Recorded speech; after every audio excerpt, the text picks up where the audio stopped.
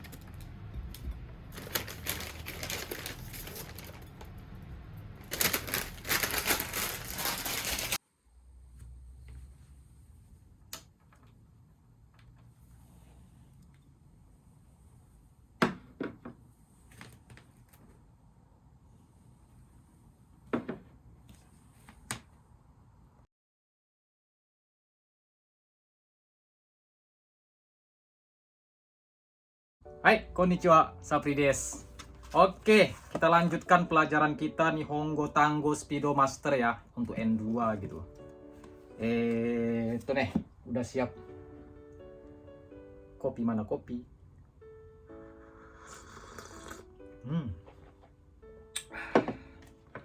Udah siap. 9. Biar santai kita belajar aja. Mayu. Udah siap meja belajar. Meja belajar.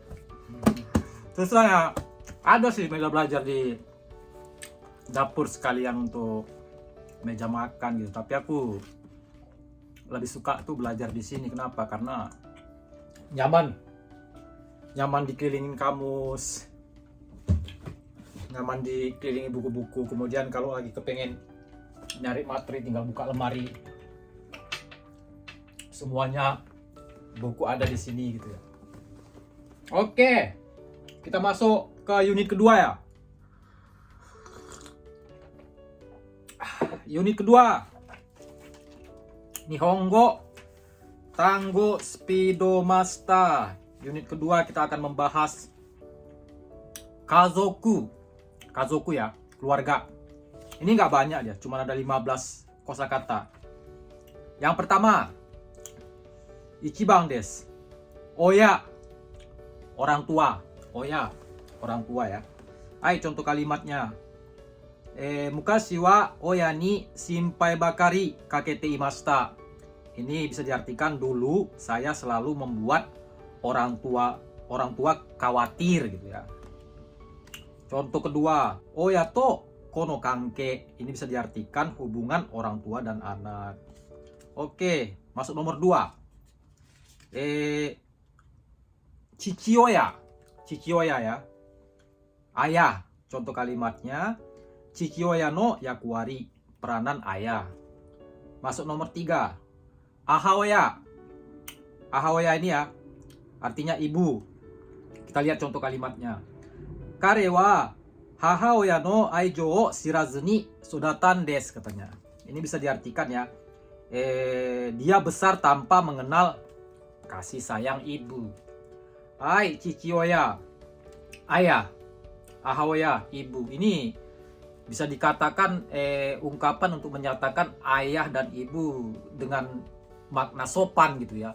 Sopan. Jadi kita tuh ada memiliki nuansa menghormati gitu. Makanya untuk chichioya sama ahoya ini sangat bagus digunakan dalam percakapan gitu ya, untuk mengatakan ayah orang lain, ayah lawan bicara gitu ya kan, ataupun ayah sendiri juga. Jadi berkesan kita menghormatinya gitu, menghargainya gitu. Ini sangat bagus gitu. Nah ya, hanya saja ya apa bedanya sama otosang, sama okasang gitu ya kan, ataupun sama oyaji gitu kan. Itu tergantung kita penggunaannya saat kita ingin misalnya lawan bicara itu yang sesuatu yang ibaratnya mesti kita harus hargai, kita harus menggunakan songkego terhadap dia, makanya kita lebih baik menggunakan chichioya ataupun ahoya gitu. Tapi kalau dalam bentuk biasa ya, bentuk kasual gitu ya, tapi dengan sedikit berkesan menghargai, kita cukup menggunakan otosang ataupun okasang. Hanya saja ya, otosang sama okasang ini kosakata yang bisa juga digunakan untuk untuk menyatakan bapak gitu terhadap orang lain gitu. Jadi sebagai bisa digunakan untuk kata pengganti gitu. Misalnya kita mau ngobrol sama seseorang yang namanya nggak tahu kan, tapi kelihatannya itu dia usianya berusia sekitar orang tua kita. Jadi kita bisa menggunakan otosang gitu terhadap dia gitu, bapak gitu. Artinya gitu, misal otosang ima kara doko ikimasu ka gitu kan. Bapak sekarang mau kemana gitu, bisa digunakan. Sementara untuk chichioya sama ahaoya ini nggak bisa dia digunakan untuk kata pengganti orang gitu. Itu untuk otosang sama okasang juga dia mesti ditambahkan no, dia kan, ditambahkan no untuk menyatakan misalnya orang tua kita watashi no otosang ya kan, anata no otosang, watashi no okasang, de anata no okasang gitu ya kan. Nah sementara itu untuk oyaji ini kalau diartikan dalam bahasa Indonesia itu lebih berkesan kasual gitu ya. Kalau misalnya dalam kami orang Medan ya bosku gitu ya kan, menyatakan orang tua kan, ayahku itu kan bosku gitu kan, ataupun kalau orang Jakarta ya kan bapak gue gitu kan. Nah itu dia berkesan gitu ya, oyaji. Tapi bukan berarti merendahkan gitu, bukan. Ya itu hanya kita, kalau misalnya kita menggunakan oyaji itu berkesan kita tuh akrab gitu, akrab sama ayah kita gitu, bernuansa seperti itu gitu ya. Oke, kira-kira begitulah penjelasan chichioya sama ahoya ini ya. Masuk nomor 4, ika. Ika ya, artinya sekeluarga. Contoh kalimat, Hayashi-san ika to wa nagai tsukiai desu katanya. Ini bisa diartikan dengan Hayashi-san sekeluarga sudah berhubungan sejak lama gitu. Ika, sekeluarga. Hai, nomor 5, yome. Yome ini bisa berarti istri. Contoh kalimatnya, konna kirei na shito ga musuko no oyome-san ni natte kureru nante katanya ya. Ini bisa diartikan masih belum percaya orang secantik ini mau jadi istri anak laki-laki saya gitu ya. Udah gitu contoh kedua, yome ni iku. Yome ni iku ini bisa diartikan pergi menikah ataupun ya menjadi istri orang gitu, pergi dan menjadi istri orang lah gitu. Yome ini ya sebenarnya kalau diartikan ini istri, ini adalah bentuk kasual sih. Tapi kalau misalnya ditambahkan ya yome sebelumnya tambah o ataupun sang, oyome sang, jadi berkesan agak sopan dia gitu ya. Tapi pada dasarnya ya oyome sang ini bentuk yome ini bentuk kasual gitu. Kenapa? Karena kalau kita mengisi formulir ya dalam berbagai pengurusan di Jepang ini gitu ya, menulis nama lah gitu kan, Shime, Sapri, Takahashi, udah gitu di bawahnya itu nulis istri gitu kan. Nah di situ nggak tertulis yome, tapi tertulis sema. Jadi sema inilah yang bahasa untuk yang berarti istri, mengandung makna formal, kemudian mengandung sebagai nuansa sebagai profesi gitu, sebagai profesi istri gitu. Makanya di formulir juga itu tertera sema, bukan yome gitu. Nah biasanya ya orang yang sedikit agak berada gitu ya di Jepang ini, yang kalangan menengah ke atas itu, dia mengatakan istri dia itu dengan ungkapan sema daripada yome gitu ya. Karena yome ini ibaratnya digunakan pada umumnya untuk awak umum lah gitu, untuk awak umum. Hai, nomor 6. Hanayome. Hanayome. Artinya mempelai wanita gitu. Kita lihat contoh kalimatnya. Hanayome to goryoshin no 3 nin de shashin wo torimashou katanya.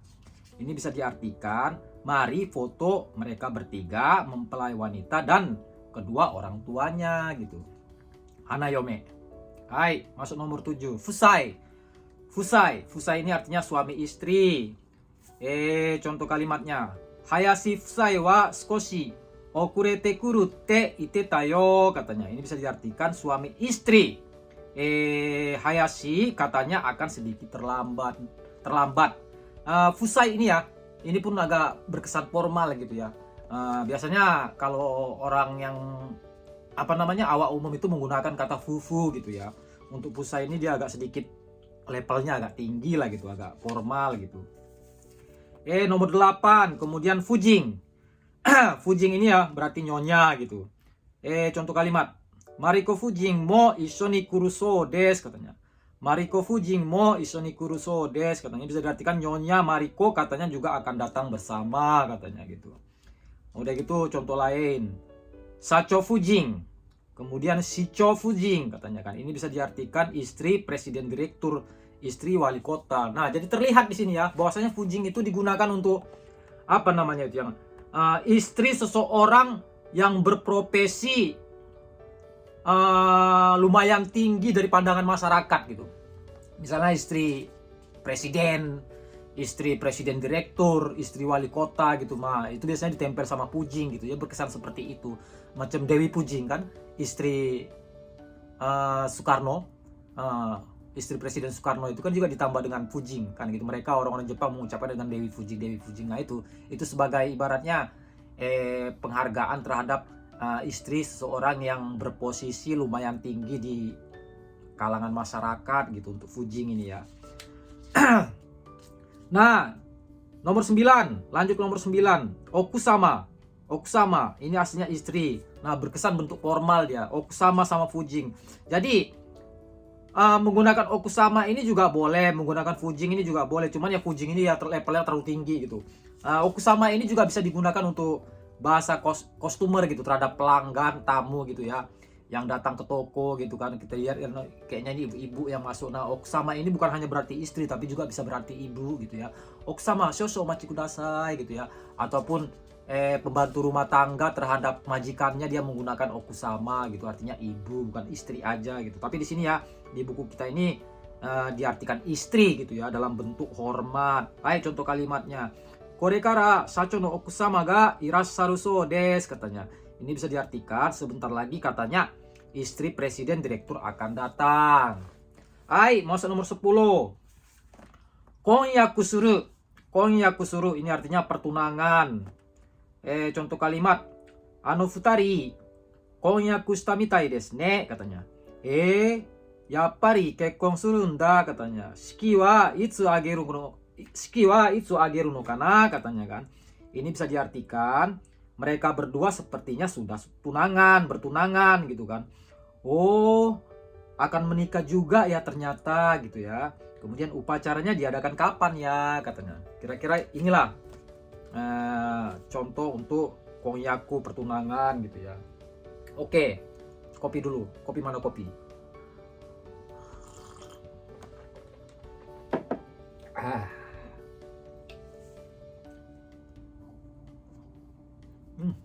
Hai, masuk nomor 11. Nomor 11 ya. Ninshin. Ninshin artinya kehamilan. Ini nggak sulit. Datang ke Jepang ya, rata-rata orang pasti mempelajari kosakata yang bernuansa seperti ini ya. Cinta, aishiteru ya kan. Cewek, onnanoko ya kan. Udah pasti ninshin pasti ngerti lah. Nggak usah dijelaskan kehamilan. Hai, nomor 12. Nomor 12, susang. Susang suru. Ini berarti kelahiran gitu ya. Contoh kalimat. Kanojo wa nennai ni susang suru yote desu katanya. Ini bisa diartikan dia ada rencana melahirkan dalam tahun ini. Hai, contoh lain. Susang iwai. Shushang Iwai, ini bisa diartikan perayaan kelahiran. Perayaan kelahiran. Gampangnya, selamatan lah gitu. Hai, nomor 13, Ikuji. Ikuji ini artinya pengasuhan anak. Pengasuhan anak. Kita lihat contohnya. Ikuji kyuka. Ikuji ni yakudatsu hon. Kemudian ikuji ni tsukareru. Ini bisa diartikan ya. Cuti asuh anak. Buku berguna untuk asuh anak. Yang terakhir capek asuh anak gitu. Ikuji kyuka. Beberapa tahun belakangan ini ya di Jepang itu menerapkan cuti asuh anak ini ya, ikuji kyuka ini ya. Dan bukan hanya untuk cewek aja gitu, karyawan cewek, tapi bisa juga diambil untuk karyawan cowok gitu. Nah, ini dia orang Jepang. Cuman ya rata-rata hanya perusahaan besar aja gitu. Kemarin ya, beberapa tahun yang lalu itu ada kohai aku ya, junior aku mengambil cowok ikuji kyuka 9 bulan. Tapi ya namanya walaupun mereka menerapkan peraturan ya kan boleh ngambil ikuji kyuka ini, pada dasarnya itu tidak dipandang dengan enak gitu ya. Namanya nggak kerja, digaji 60% selama 9 bulan. Wih, bukan negara yang bayar ya kan, perusahaan yang bayar. Makanya ya itu tetap juga nggak dipandang enak. Pasti ada desakan juga, kapan itu cuti asuh anaknya selesai, kapan dia masuk kerja gitu. Hai, tapi nggak semua perusahaan kok. Nomor 14, Futago. Futago ini bermakna anak kembar. Nah, ini pun nggak usah dibahas, sekalipun aku yakin semua tahu lah gitu artinya Futago ya. Yang terakhir, Nani zure.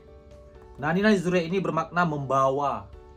Membawa ya. Contoh kalimat, Dobutsen wa kazoku zure no kyaku de nigiwatte ita. Ini bisa diartikan kebun binatang ramai dengan pengunjung yang membawa keluarganya. Udah gitu, contoh selanjutnya ya. Kodomo zure no kyaku, ini bisa diartikan pengunjung yang membawa anak gitu. Nah, ini zure ini ya, jangan main tempel aja gitu. Nggak semua kosakata bisa ditempel sama zure ini kemudian berarti membawa. Pada dasarnya nani zure ini hanya sering ditempel dengan kazoku gitu ya, keluarga ataupun anak, kodomo zure gitu ya kan.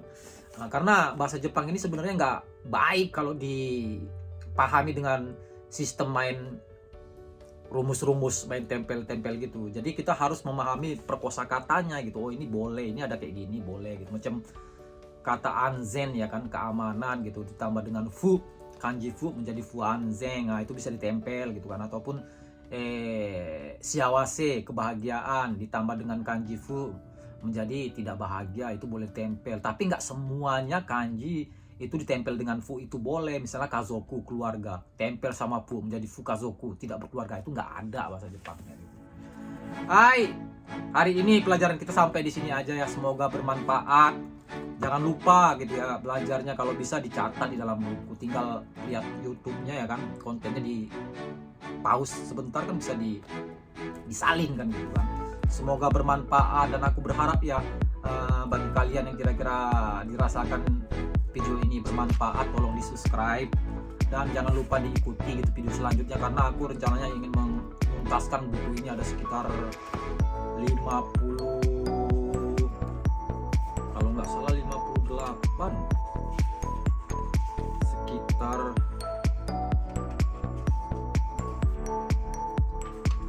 50 unit ingin membuat konten Nihongo Tango Speed Master M2. Hai, mata yoroshiku onegai shimasu. Kyo arigatou gozaimashita. Sayonara.